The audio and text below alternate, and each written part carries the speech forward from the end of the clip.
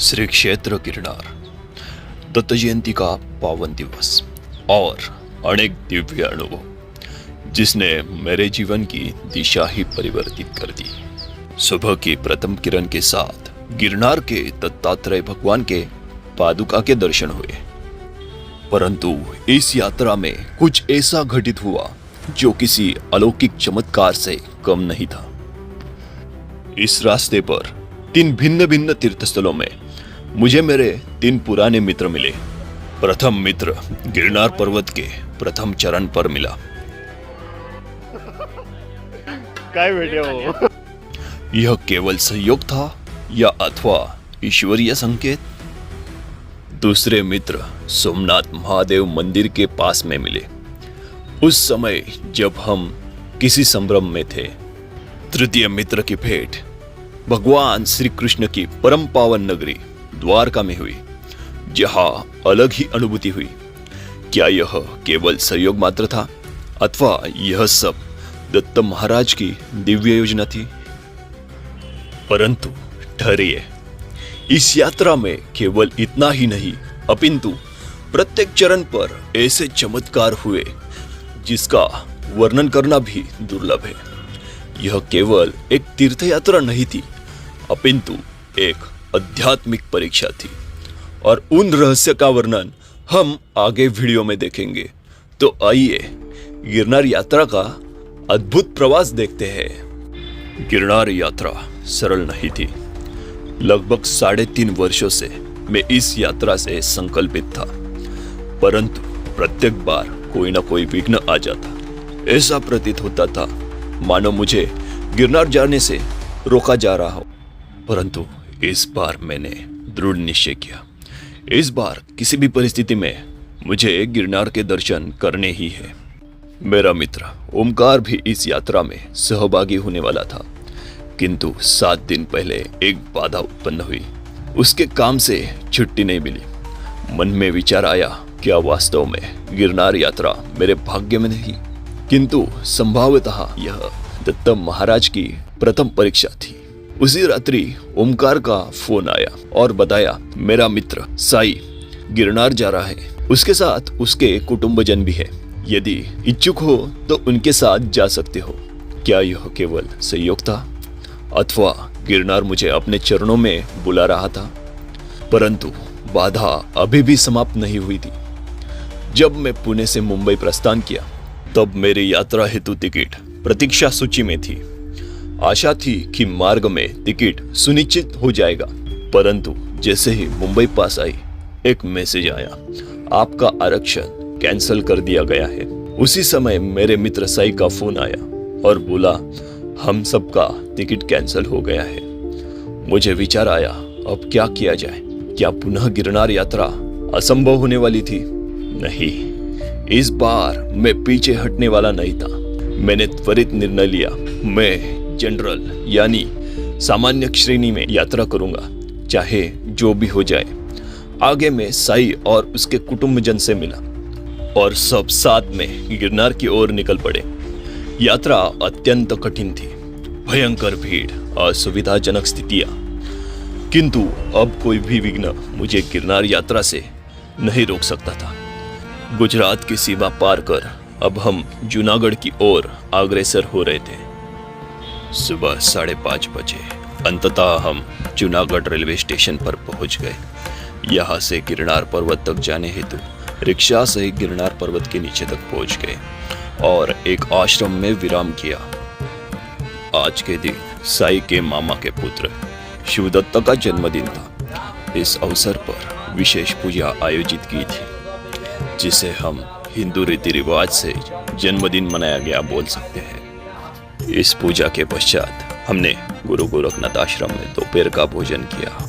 यहाँ का भोजन अत्यंत स्वादिष्ट था। भोजन के पश्चात हम गिरनार क्षेत्र में विविध मंदिर घूमे। आगे भवनाथ महादेव मंदिर पहुंचे, जिसका उल्लेख स्कंद पुराण में भी मिलता है। मंदिर के लगत भृगुकुंड नामक कुंड स्थित है, जिसके विषय में कहा जाता है कि महाशिवरात्रि के रात्रि को अनेक साधु यहाँ स्नान करते हैं और कुछ साधु इस कुंड में अदृश्य हो जाते हैं। कहते हैं कि साक्षात महादेव यहाँ आते हैं और कुंड में गुप्त हो जाते हैं। रात्रि में फिर से भोजन और स्नान करके अंततः हम गिरनार पर्वत की ओर निकल पड़े। गिरनार पर्वत की गुरु दत्तात्रेय चरण पादुका तक पहुंचने हेतु 10,000 सीढ़ियां पार करनी थी। इस पवित्र पर्वत पर चरण रखने से पहले मैंने प्रथम सीढ़ियों पर पूजन किया। उसके बाद भगवान दत्तात्रेय की आरती करके एक नारियल फोड़ा और जैसे ही मैंने पीछे देखा तो मैं अचंभित रह गया। मेरा एक मित्र ठीक मेरे समक्ष खड़ा था। काय व्हिडिओ क्या यह केवल संयोग था अथवा दत्त महाराज का कोई संकेत? अब यह प्रतीत होने लगा था कि यह यात्रा केवल एक तीर्थ यात्रा नहीं अपिंतु एक दिव्य योजना का भाग थी। यहाँ पर हनुमान जी के दर्शन करके उनसे इस पर्वत पर चढ़ने की ताकत मांगी। प्रथम चरण पर दर्शन करके हम गिरनार पर्वत की सीढ़ियां चढ़ने लगे। जैसे जैसे हम आगे बढ़ते गए वैसे एक के पश्चात एक दिव्य मंदिर मिलते गए। यहाँ प्रत्येक मंदिर की अपनी कथाएं हैं। प्रत्येक स्थान पर एक अदृश्य किंतु अनुभूत होने योग्य दैवी ऊर्जा विद्यमान है। कहा जाता है कि गिरनार पर्वत पर बिना दत्त महाराज की अनुमति के कोई नहीं चढ़ सकता। अनेक श्रद्धालु यहाँ तक पहुँचने के पश्चात भी दर्शन नहीं कर पाते। क्या मेरे साथ भी ऐसा कुछ होने वाला था? परंतु यह केवल आरंभ था। वास्तविक चमत्कार अविशेष था। यहाँ पर दूर दूर तक घना अंधकार ही दिखाई दे रहा था। इस समय मन में सतत गुरु मंत्र और गुरुदत्त का स्मरण गूंज रहा था। गिरनार पर जैसे ही मैंने मंत्रोच्चारण प्रारंभ किया उसकी ऊर्जा अप्रत्यक्षित रूप से तीव्र हो गई। अन्य स्थानों पर जहाँ हजारों लाखों मंत्र जपने के पश्चात ही फल की प्राप्ति होती है, वैसे गिरनार पर वही अनुभूति तुरंत प्राप्त होती है।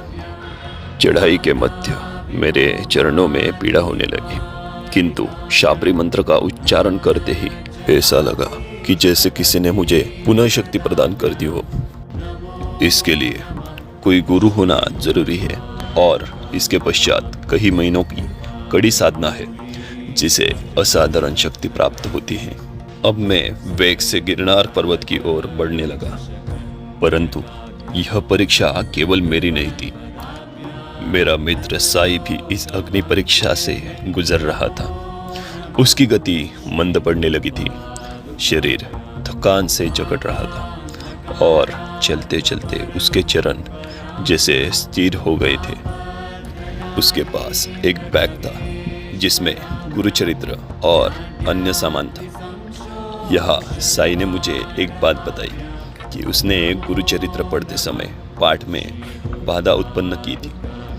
क्या यह दत्त महाराज की परीक्षा थी या कोई संकेत? मैंने निर्णय लिया, अब यह भारी बैग मैं लूंगा। मैंने उसका भारी बैग उठाया और बदले में अपनी हल्की बैग दे दी और पुनः शाबरी मंत्र का जाप किया और दत्त महाराज से दुखाव से मुक्ति की विनंती की। और परिणाम, जैसे ही मंत्रोच्चारण पूर्ण हुआ, साई का दर्द धीरे धीरे कम होने लगा। हम आगे बढ़े और 2250 सीढ़ियों पर राजा गोपीचंद और भर्तरीनाथ की गुफा तक पहुंचे। यह कोई साधारण गुफा नहीं थी। यह वह स्थान था जहां राजा गोपीचंद और भर्तरीनाथ ने वर्षों तक घोर तपस्या की थी, जिसका वर्णन नवनाथ भक्तिसार ग्रंथ में वर्णित है। यहाँ पर उनकी मूर्तियां स्थित थी और पास ही एक छोटा मार्ग गुफा के भीतर जाता था। हमने इस कसरत भरे रास्ते से अंदर प्रवेश किया।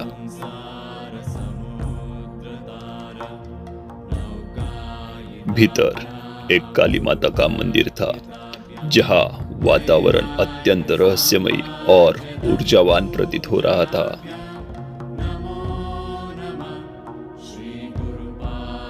यहाँ पर दर्शन करके हम आगे बढ़े।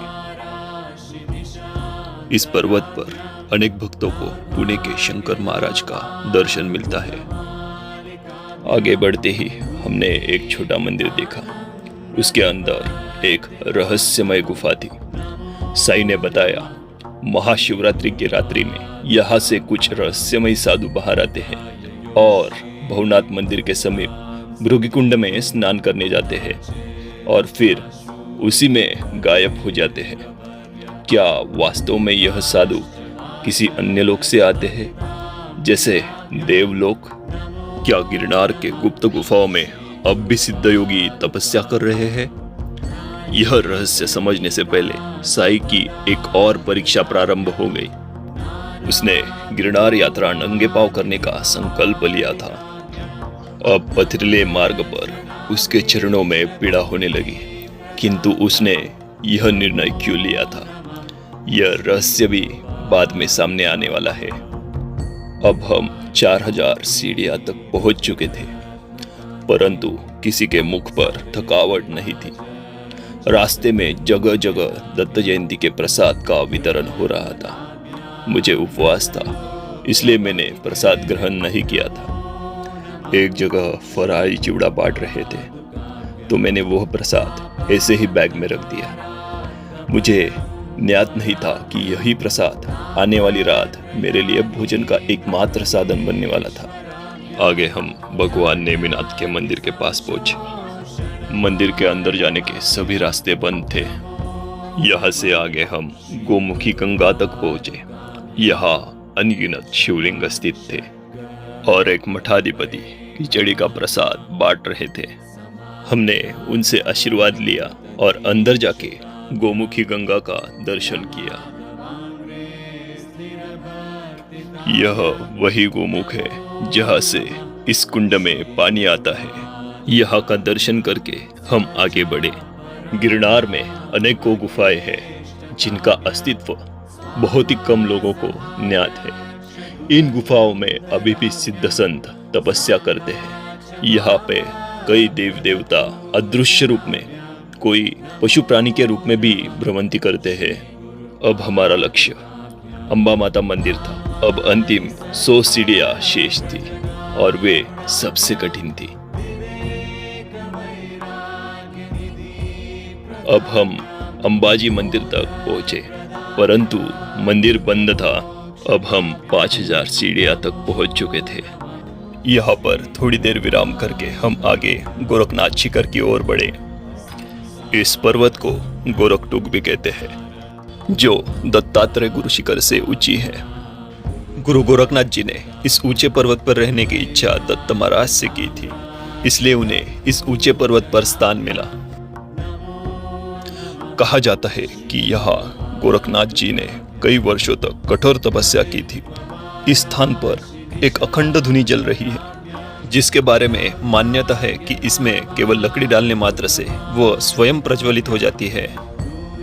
हम सभी वहां लगभग 1 से 1.5 घंटे तक ध्यान और जप में लीन रहे। गोरखनाथ मंदिर के ठीक सामने एक छोटी सी गुफा है, जिसे खिड़की भी कहा जाता है। मान्यता है कि इस गुफा से गुजरने पर मोक्ष की प्राप्ति होती है और समस्त पाप नष्ट हो जाते हैं। मैं भी इस गुफा से होकर गुजरा और एक अद्भुत शांति का अनुभव किया। अब हमारी यात्रा गुरु शिखर की ओर बढ़ी। गोरखनाथ पर्वत को उतरते समय हमें एहसास हुआ कि इसकी ढलान अतिशय तीव्र थी।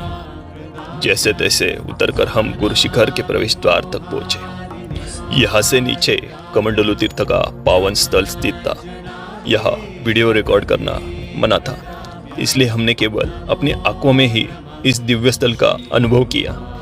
हम पहले कमंडलू तीर्थ की ओर गए। वहाँ बाहर अलग जगह चलने की लकड़ी रखी।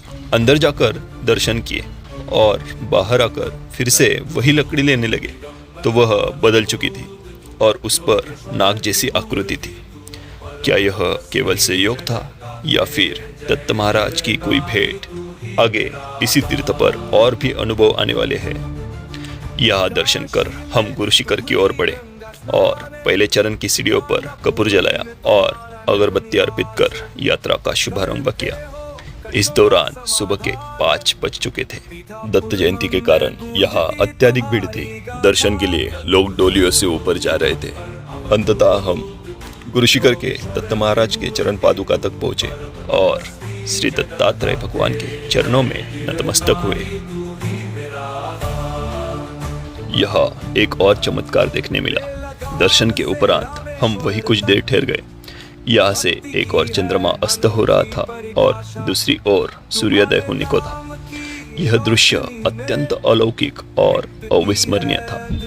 वातावरण में फैले घने कोहरे में आधे पर्वत अदृश्य लग रहे थे।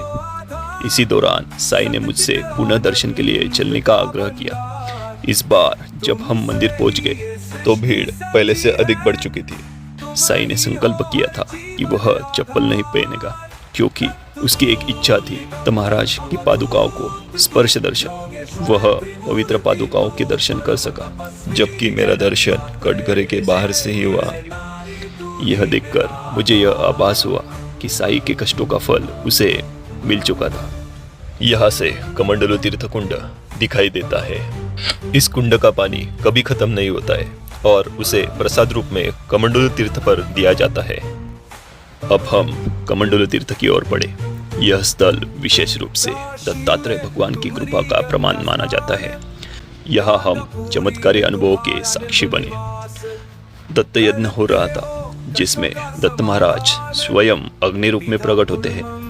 कहा जाता है कि जिनकी अटूट श्रद्धा होती है उन्हें 3 शिरों वाले दत्त महाराज जरूर दिखते हैं। यहाँ पर दत्त यज्ञ चल रहा था और उसमें अग्नि रूप में दत्त महाराज ने दर्शन दिए।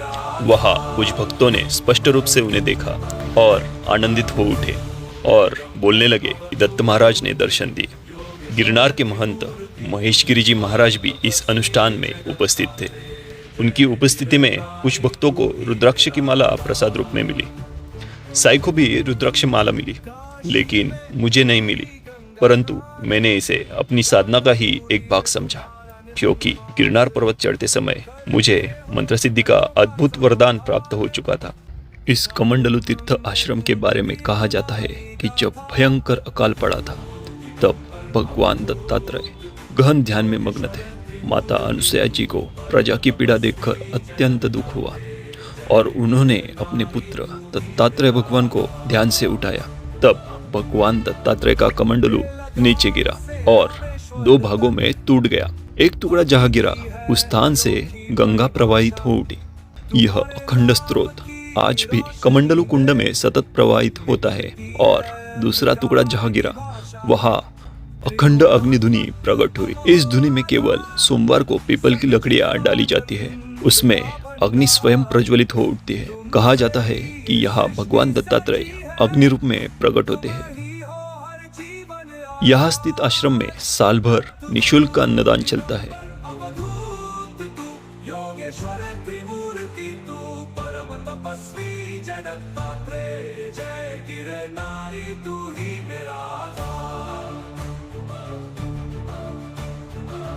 यहाँ से निकलने का समय हो चुका था और हमें अंबा माता मंदिर के पास पहुंचकर रोपवे से नीचे उतरना था, क्योंकि 5 बजे रोपवे बंद हो जाता है। अंबाजी माता मंदिर के यहाँ पे दर्शन करके हमने रोपवे का टिकट लिया और उसके बाद भीड़ इतनी अधिक थी कि रोपवे तक पहुंचते पहुंचते हमें लगभग 1.25 घंटे का समय लगा। यह रोपवे सुबह 7 बजे से शाम 5 बजे तक ही होता है, लेकिन खराब मौसम में इसे बंद किया जाता है। जैसे ही हम रोपवे में बैठे, ऊपर से गिरनार पर्वत का विहंगमन दृश्य प्रतीत हुआ। विशाल मंदिर, गहरी खाइयां और ऊंचे पर्वत एक अलग ही अनुभूति दे रहे थे। यह यात्रा लगभग 8 मिनट में समाप्त हुई और हम नीचे पहुंच गए, लेकिन मन अब भी गिरनार पर्वत पर ही ठहरा हुआ था। तभी अचानक मुझे मेरा मित्र ओंकार का फोन आया। उसने सुझाव दिया कि अब जब तुम इतने दूर ही जा चुके हो तो सोमनाथ और द्वारका भी होकर आओ। साई से पूछने पर उसने मना कर दिया। गिरनार से जूनागढ़ रेलवे स्टेशन पहुंचा, लेकिन वहां जाकर पता चला कि अब ट्रेन 8:30 बजे मिलेगी। इसलिए मैंने बस से जाने का निश्चय किया। बस स्टैंड पर पहुंचते ही एक बस मेरे सामने से निकल रही थी। मैंने उसे रोकने की कोशिश की, पर मैं असफल रहा। इस पूरे घटनाक्रम से ऐसा लगता था कि जैसे कोई अदृश्य शक्ति मुझे किसी और दिशा में मोड़ रही हो। उधर मेरे माता पिता चिंतित थे, क्योंकि यह मेरी पहली इतनी दूर अकेले की हुई यात्रा थी और मैं एक अनजान प्रदेश में भटक रहा था। वे हमारे गुरु के पास पहुंचे तो उन्होंने आश्वस्त किया, चिंता मत करो, भगवान स्वयं उसके साथ है। और कुछ ही देर बाद मुझे सोमनाथ जाने वाली बस मिल गई और उसमें जाते समय मुझे हमारे यहाँ का ही एक लड़का मिल गया। क्या पहले बस छूटने के पीछे यही कारण है कि मुझे कोई साथी मिल जाए? लेकिन वह कौन था और वह मेरे जीवन में किस भूमिका में आया, यह सब जानने के लिए अगले भाग का इंतजार करें। ये अनुभव आपको देखना है तो चैनल को सब्सक्राइब करके बेल आइकॉन पर क्लिक करिए। अगर आपको वीडियो पसंद आया है तो लाइक करके कमेंट में जय गिरनारी जरूर लिखिए। इसी के साथ गिरनार की कुछ अनसुनी बातें बताना ना भूलें। जय गिरनारी, आदेश